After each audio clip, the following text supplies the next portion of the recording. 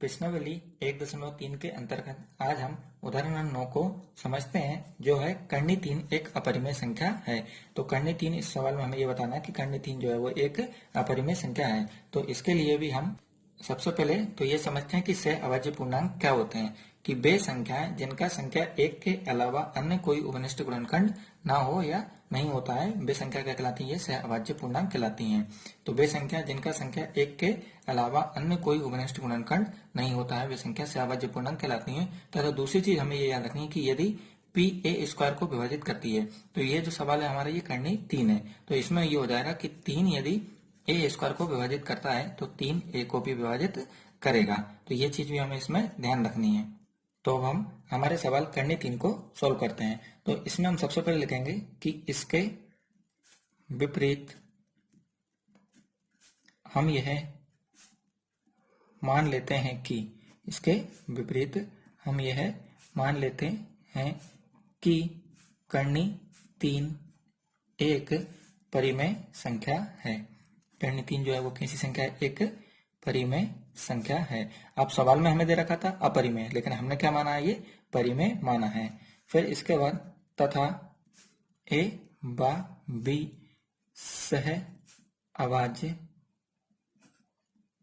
पूर्णांक ऐसे लेते हैं कि सह अभाज्य पूर्णांक ऐसे लेते हैं कि जो हमारा कर्णी 3 का मान है उसके बराबर में अब हम लिख देंगे a बटे बी, और जहां b का मान जो है वो 0 नहीं होना चाहिए। इसे भी हमने लिख दिया है कि जहां जो b है उसका मान क्या नहीं होना चाहिए? ये 0 नहीं होना चाहिए।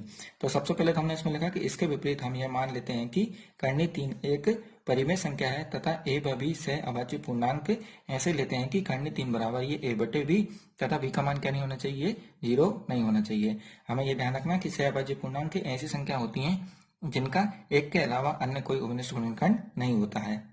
तो अब हम यहाँ पर थोड़ा सा रफ कार्य कर रहे हैं और हम इसमें लिखते हैं जैसे कर्णी 3 बराबर हमें ये मिल रहा है a बटे बी। तो कर्णी 3 के नीचे कुछ नहीं है तो हम कितना मान सकते हैं? ये 1 मान सकते हैं। फिर हम क्या करेंगे? ये त्रियक गुणा कर देंगे। तो नीचे b का गुणा किसमें करेंगे? ये कर्णी 3 में, तो ये हो जाएगा कर्णी 3 b बराबर के बराबर। a का गुणा 1 में करेंगे तो ये a हमें वैसा का वैसा ही प्राप्त हो जाएगा।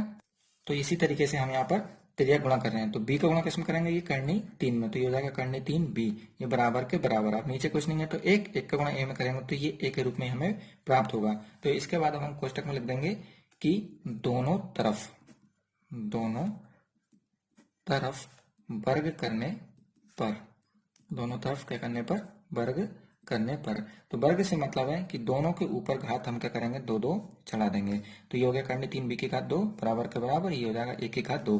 अब घात 2 है तो हम इसे गुणा में कितनी बार लिख देंगे? 2 बार लिख देंगे। तो ये हो गया कर्णी 3 b गुणा कर्णी 3 b बराबर, ये हो गया 1 की घात 2। अब कर्णी 3 और कर्णी 3 कितना होता है? 3, और b का गुणा करेंगे तो ये हो गया b की घात 2, ये बराबर के बराबर, ये 1 की घात 2 वैसा का वैसा ही। तो ये हो गया हमारा समीकरण 1। अब हम यहाँ पर देखते हैं कि 3 जो है वो b के साथ गुणा में है, तो ये बटे में किसके जाएगा? ये 1 की घात 2 के बटे में जाएगा।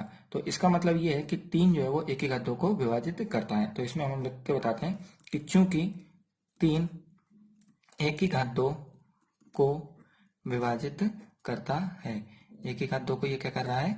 विभाजित कर रहा है। तो 1 की घात 2 को विभाजित करता है, इसीलिए 3 जो है वो a को भी विभाजित करेगा। इसलिए 3 जो है a को भी विभाजित करेगा। अब इसके बाद विभाजित करेगा। अब इसके बाद हम लिखते हैं कि अब हम a बराबर 3c मान लेते हैं। कि अब हम क्या कर रहे हैं कि a बराबर 3c क्या कर रहे हैं? मान रहे हैं। तो यहाँ हम आगे लिख देंगे कि a बराबर ये 3c, और कोष्टक में हम लिख देंगे कि दोनों तरफ वर्ग करने पर, या दोनों ओर वर्ग करने पर। तो ये हमने लिख दिया कि दोनों तरफ वर्ग करने पर।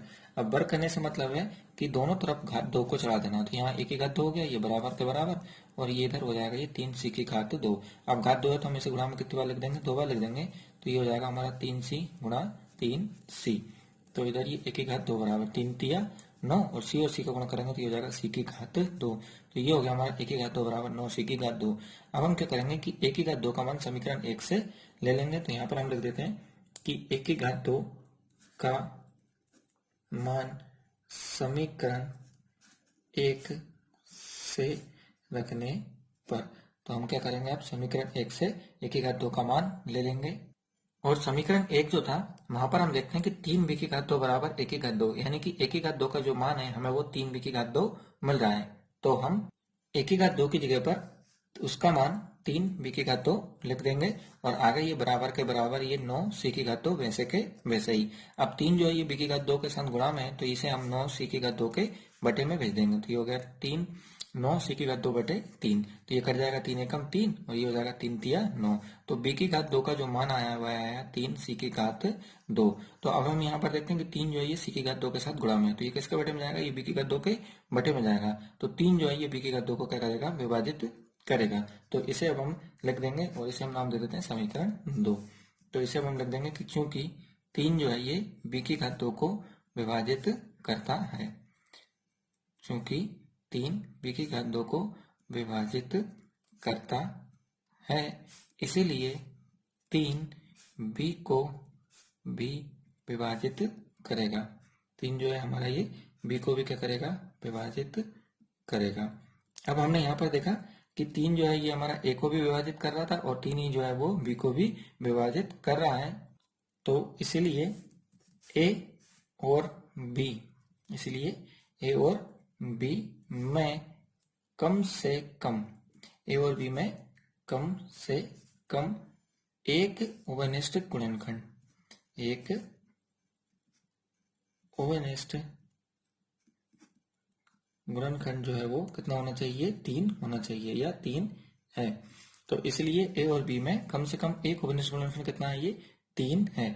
जबकि हमने देखा था कि a और b जो है वो सहअभाज्य पूर्णांक है जिनका ओवेनिष्ठ गुणनखंड कितना आना चाहिए, केवल 1 आना चाहिए। यहाँ कितना आ रहा है, ये 3 आ रहा है। तो यहाँ जो हमें ये विरोधाभास प्राप्त हो रहा है, तो यहाँ हम लिखेंगे कि यहाँ हमें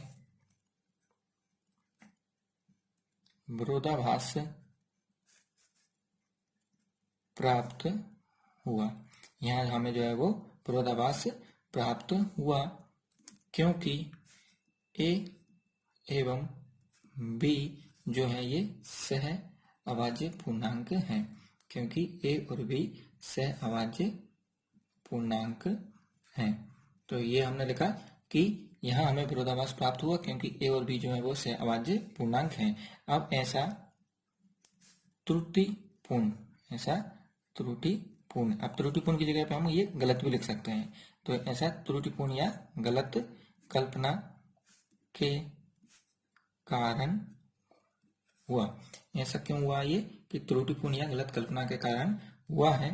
अतः करनी 3 एक अपरिमेय संख्या है। अतः जो करनी 3 थी वो कैसी संख्या है, ये अपरिमेय संख्या है।